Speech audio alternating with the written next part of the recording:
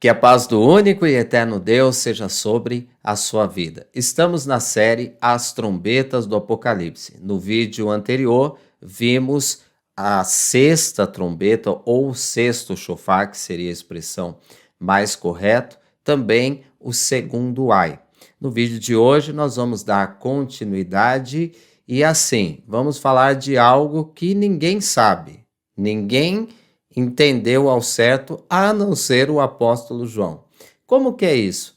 Você vai entender. Vou abrir o estudo aqui para você e vamos meditar na palavra. Então vamos lá, sexto chofar, segundo ai.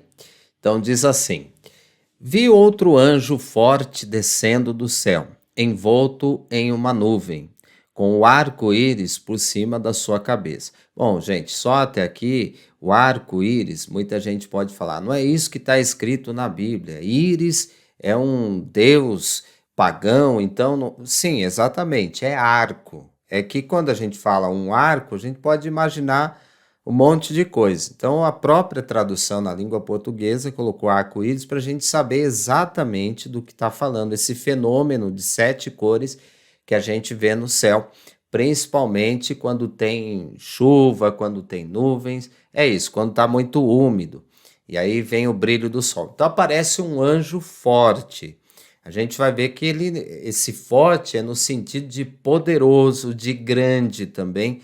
Ele não deve ser pequenininho, ou no mínimo é bem maior do que um ser humano. Olha as características. Então, com o arco-íris por cima da sua cabeça, o rosto era como o sol, quer dizer, brilhava muito. E as pernas, como coluna de fogo. E tinha na mão um livrinho aberto. Pôs o pé direito sobre o mar e o esquerdo sobre a terra. Então aí já dá para a gente entender como ele era grande. Um ser humano consegue fazer isso? Colocar o pé no mar e outro na terra? Dá também, mas não com a intensidade que nos mostra aqui. Ok, tinha fogo, né, nas suas pernas, nos seus pés, mas vamos lá. Então ele bradou em grande voz, como ruge o leão. E quando bradou, desferiram-se os 7 trovões e as suas próprias vozes. Então ele dá um grito, ele faz uma exclamação, um brado, né? E parece, é muito assim, semelhante ao leão. Em que sentido? O barulho é forte? Possivelmente. O que a gente sabe sobre o leão, se você chega perto dele e ele dá um rugido, você vê que é forte, mas você não tem aquela noção, porque você está muito perto. Agora, o rugido dele consegue se ouvir a 6 quilômetros de distância. Então, é uma coisa muito poderosa, um som muito grave. E se João descreveu que é parecido como um leão, então, assim, a voz desse anjo era impressionante. O que aconteceu quando ele dá esse brado? Então, assim, desfere, está no texto aqui, aparece, começa sons, né? 7 vozes de trovões. Os trovões falam. Mas isso é possível? Claro, a voz do eterno Deus, a quem Yeshua chamava de Pai, a voz dele é semelhante ao trovão. Aí você pode falar, não, a voz não é semelhante a muitas águas. Muitas águas é a voz do Messias. Agora, do eterno, a quem o Messias chamava de Pai, trovão. É esse o sentido. Então, 7 vozes. Os trovões, eles falam. Vamos ver o que aconteceu. Logo que falaram os 7 trovões, olha aí, falaram, disseram, se comunicaram. Eu ia escrever, mas ouvi uma voz do céu dizendo: guarda em segredo as coisas que os 7 trovões falaram, e não as escrevas. Então, assim, o João, ele já estava na prática, né? Tudo que ele via, tudo que era revelado para ele aí no Apocalipse, ele já escrevia. Então, quando essas 7 vozes aí de trovões começaram a exclamar, ele, opa, peraí, deixa eu anotar cada uma das 7 vozes. Mas aí uma voz do céu, provavelmente outro anjo ou o próprio Messias que estava com ele, já disse: não escreva, é para ficar em segredo. Então é por isso que na abertura do vídeo eu disse que o que a gente vai ver hoje aqui não tem como saber. O que os 7 trovões disseram, o que eles falaram, não tem como a gente saber, e isso está reservado só para o futuro. Então eu anotei aqui o Deuteronômio 29, para a gente entender melhor o porquê que tem coisa que a gente tem que saber e tem coisa que a gente não deve saber. Então diz assim, olha, as coisas encobertas pertencem ao Senhor nosso Deus. Quer dizer, então tem coisa encoberta que é só Deus que sabe e nós não vamos saber. Aí diz mais, porém as reveladas nos pertencem a nós e a nossos filhos, para sempre, para que cumpramos todas as palavras da lei, ou desta Torá. Então, assim, tem coisa que não é para a gente saber, mas tem muita coisa que já foi revelado. E se foi revelado, é para a gente saber. Então, aqui foi no tempo de Moisés, todo aquele povo era para saber e passar para os filhos. Então, tem muita coisa revelada, a criação, o firmamento, tudo, os animais, o homem, como ele foi formado, a imagem e semelhança de Deus. Então, tudo isso a gente precisa saber. E aprendendo o hebraico, a gente começa a obter muitas dessas respostas.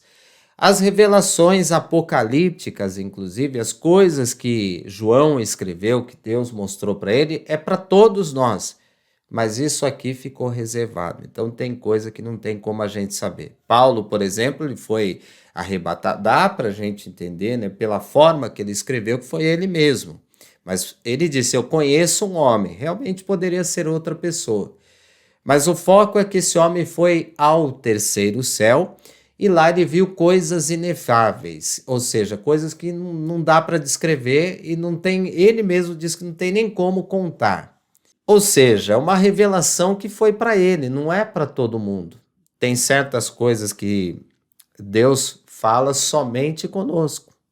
E nesse caso aqui, só o João, o apóstolo Yohanan, que viu, e quando ele foi escrever, ele recebeu uma ordem que era para ficar selado. Qual que é o propósito disso? Bom, quando acontecer, desde o primeiro trovão até o sétimo, tudo isso na sexta trombeta ou sexto chofar, é quando acontecer a gente, esse foi o primeiro trovão. O João só avisou para nós que vai ter 7 trovões aí, 7 vozes, e cada uma vai anunciar algo.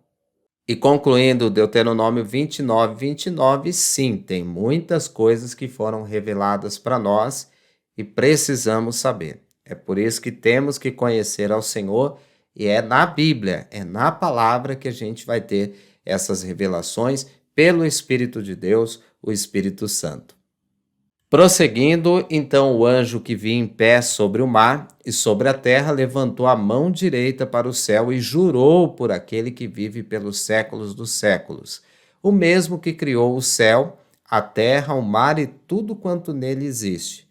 Já não haverá demora, mas nos dias da voz do sétimo anjo, quando ele estiver para tocar o chofar, cumprir-se-á então o mistério de Deus, segundo ele anunciou aos seus servos, os profetas.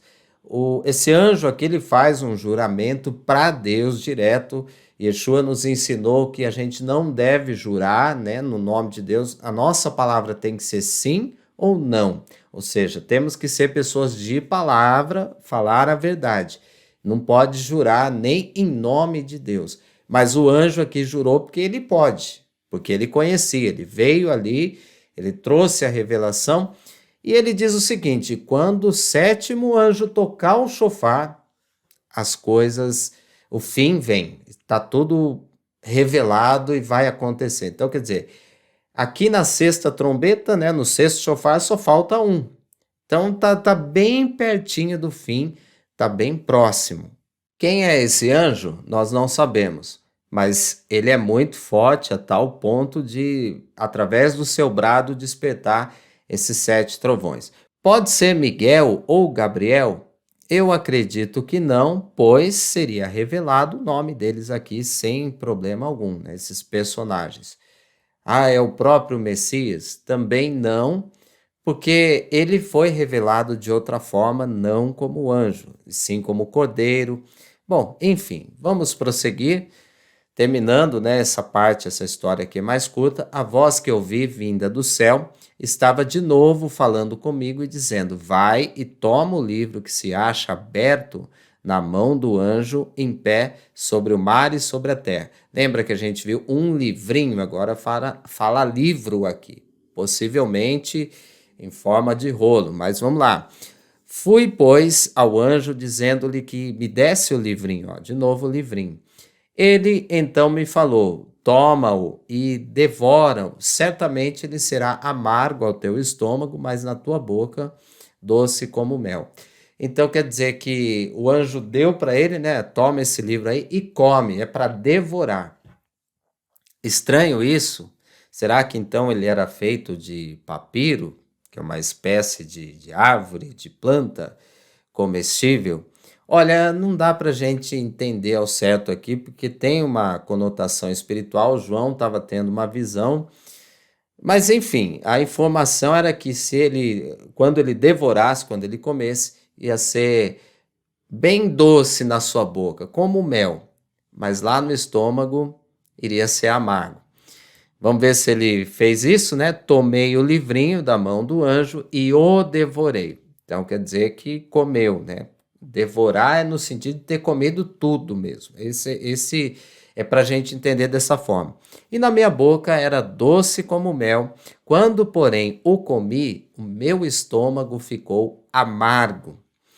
Então me disseram: é necessário que ainda profetizes a respeito de muitos povos, nações, línguas e reis.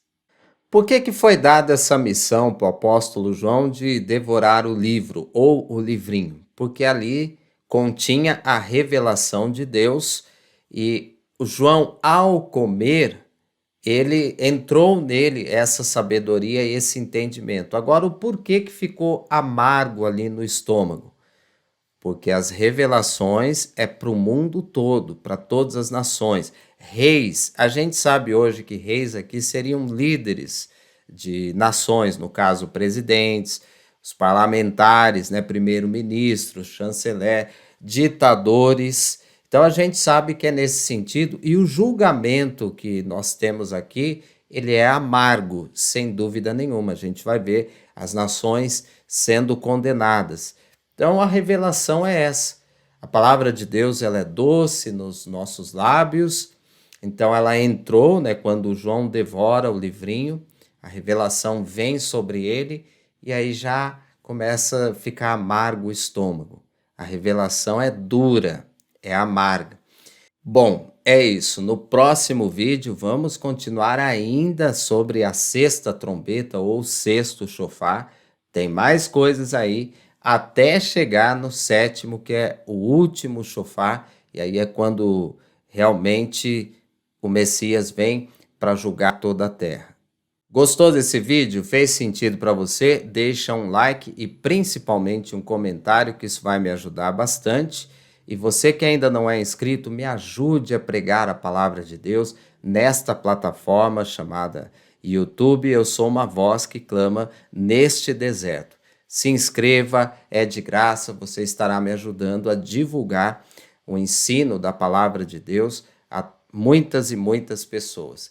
Já assistiu a esse filme Eternidade? Eu vou deixar o link para você aqui na tela, aqui ou aqui.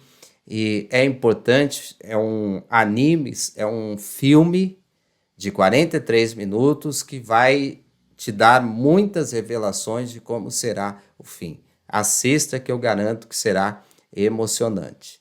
Que Deus te abençoe e até o próximo vídeo, em nome de Jesus.